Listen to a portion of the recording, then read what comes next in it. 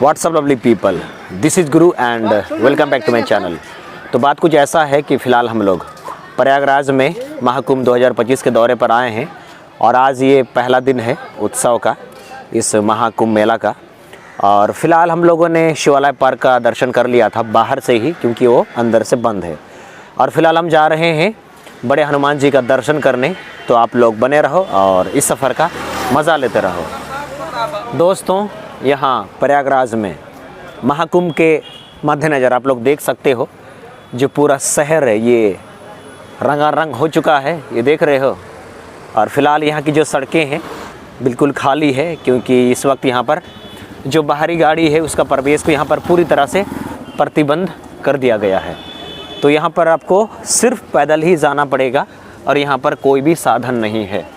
दोस्तों, यहाँ इस महाकुंभ में हर तरह का सुविधा तो है ही, साथ में यहाँ पर श्रद्धालु जो बाहर से आते हैं उनके लिए यहाँ पर खाने पीने का जो होटल्स हैं, रेस्टोरेंट वगैरह है, यहाँ पर बहुत ज़्यादा है। हाँ, ये सब फ्री नहीं होता है, इसके लिए आपको पैसे देने होंगे। और यहाँ पर आपको हर चीज़ सामने सामने में ही मिल जाएगा। देख रहे हो इस तरह का कुछ प्रसादालय भी यहाँ पर मौजूद है और खाने पीने का भी यहाँ पर सामान मौजूद है। देख रहे हो दोस्तों, जो महाकुंभ मेला का जो आगाज़ है ना, ये पूरी तरह से हो चुका है और जो तैयारी है पूरी तरह से पुख्ता हो गया है।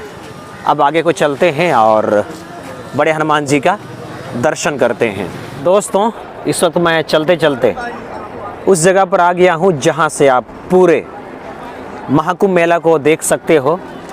और यहाँ से मैं देख सकता हूँ कि आज यहाँ पर जो भीड़ है थोड़ा सा कम है। और अभी ये जानकारी मिला है कि इस महाकुंभ मेला में हेलीकॉप्टर का भी आप दीदार कर सकते हैं, मज़ा ले सकते हैं। इसमें आप बैठ करके पूरा ये जो महाकुंभ मेला है इसको आप देख सकते हो। हालांकि इसका जो किराया है मुझे नहीं पता है, लेकिन अभी ये फैसिलिटी है कि आप हेलीकॉप्टर में बैठ करके इस पूरे महाकुंभ मेला का आनंद उठा सकते हो। देख रहे हो, जिनके पास अच्छा खासा पैसा है वो लोग इसका जम करके मज़ा उठा रहे हैं। और यहाँ से एक झंडा आप लोगों को दिखाई दे रहा होगा, हालांकि थोड़ा सा धुंधला है, दिखाई नहीं दे रहा है। तो हमें उसी तरफ जाना है जहाँ पर बड़े हनुमान जी हैं। जय सिया राम।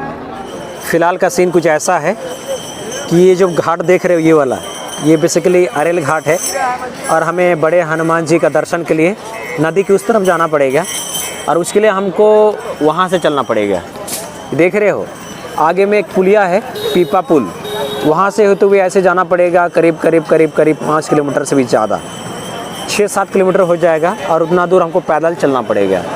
और फ़िलहाल यहाँ पर जो नाव है, जो बोट है, ये सिर्फ आपको त्रिवेणी संगम तक ही लेके जाता है, वो उस तरफ लेके नहीं जाता है।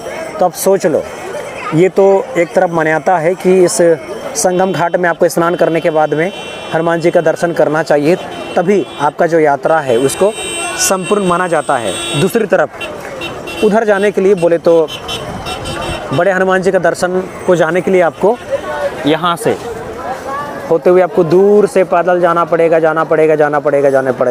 फिर यहीं पर आना पड़ेगा।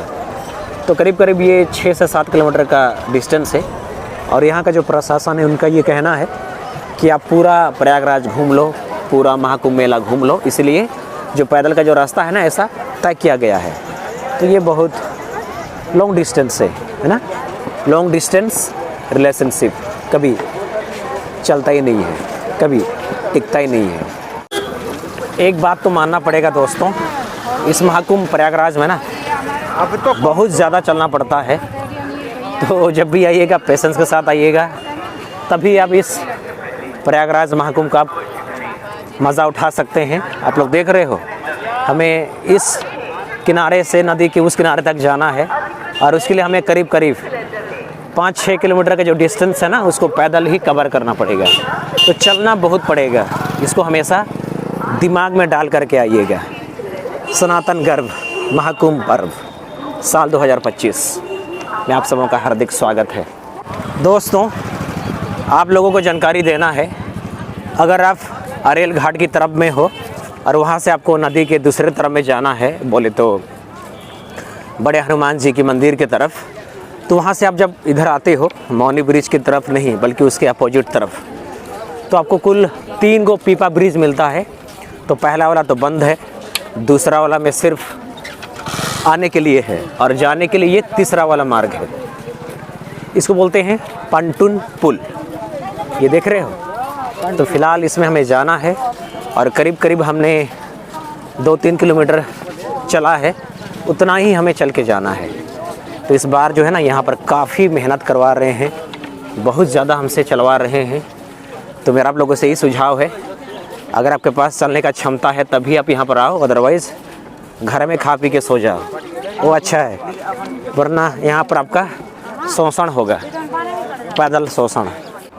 ये देख रहे हो दोस्तों, ये जो नदी है ये बेसिकली हमारा पवित्र नदी है, गंगा। और देख रहे हो यहाँ कुंभ मेला में इस बार इतना ऐसा व्यवस्था किया गया है कि आपको मीलों दूर तक पैदल ही चलना पड़ेगा। तो ये सब दिक्कत है, आप लोग अपना हिसाब से प्लान करके आइएगा, क्योंकि चलना बहुत पड़ेगा और यहाँ पर दूर दूर तक कोई सुविधा नहीं है। और मेरा एक सुझाव है कि जब भी आइएगा सामान कम लेकर आइएगा, क्योंकि सामान अगर ज़्यादा रहेगा तो आपको ढोना पड़ेगा, आप थक जाएंगे, फिर ऐसे नज़ारों का ठीक से मज़ा आप नहीं ले पाइएगा। दोस्तों, अगर मैं इस महाकुंभ मेले में सुविधा की बात करूं तो इस बार यहाँ पर हर तरह का सुविधा को इंस्टॉल किया गया है, खास आप सभी श्रद्धालुओं के लिए। और यहाँ पर जगह जगह पीने का पानी है, शौचालय है, मेडिकल फैसिलिटी है, इसके अलावा टेंट हाउस है, इसके बाद जगह जगह इस तरह का भंडारा का भी व्यवस्था है, देख रहे हो। तो यहाँ पर कोई दिक्कत नहीं है, आपको सुविधा ही सुविधा दिया गया है। तो आप लोग आइए और इस महाकुंभ का मज़ा लीजिए। दोस्तों, एक कहानी बनाया गया था कि कुंभ मेले में 2 भाई बिछड़ गए थे। वो जो कहानी है किस लिए बनाया गया है मुझे अभी समझ में आ रहा है। और ये जो कुंभ मेला है, महाकुंभ मेला, इसको फ़िलहाल अलग से ज़िला क्यों घोषित किया गया है ये मुझे अब समझ में आ रहा है। असल में दोस्तों, ये जो एरिया है ना इतना बड़ा है कि हमारा टायर पंचर हो गया है। हम लोग कब से चले जा रहे हैं, तकरीबन 2 घंटा हो गया, लेकिन ये जो लेटे हुए हनुमान जी हैं अभी तक वहाँ तक हम लोग पहुँचे नहीं हैं। तो सही में दोस्तों, यहाँ पर ना बहुत चलना पड़ता है। अगर आपके पास चलने का शक्ति है तभी यहाँ पर आओ, अदरवाइज़ मत आओ, क्योंकि यहाँ पर एक शर्त है, चलना बहुत पड़ेगा। हालांकि यहाँ पर सुविधा सारा कुछ है, लेकिन चलना बहुत पड़ेगा, ये कंडीशन है। तो दोस्तों, आप लोगों को मज़ा आ रहा है ना। आप ये जो ब्रिज देख रहे हो, बेसिकली ये प्रयागराज का शास्त्री ब्रिज है। और यहाँ पर कुल 2 ब्रिज है, एक शास्त्री ब्रिज, दूसरा नैनी ब्रिज। और यहाँ पर देख लो, ये टेम्प्रोरी वाला ब्रिज है। यहाँ फ़िलहाल महाकुंभ मेला के लिए लगाया गया है पंटुन पुल, जिसको यहाँ पर स्थानीय भाषा में, लोकल लैंग्वेज में पीपा पुल भी कहते हैं। और दोनों ही पुल में जो है ना भीड़ भक्तों का काफ़ी ज़्यादा हो रखा है। और अब से कुछ ही देर बाद यहाँ पर गंगा आरती भी होगा संगम घाट में, तो इसका भी आपको भव्य नज़ारा आपको दिखाएंगे। तो आप लोग बने रहो और सफ़र का मज़ा लेते रहो।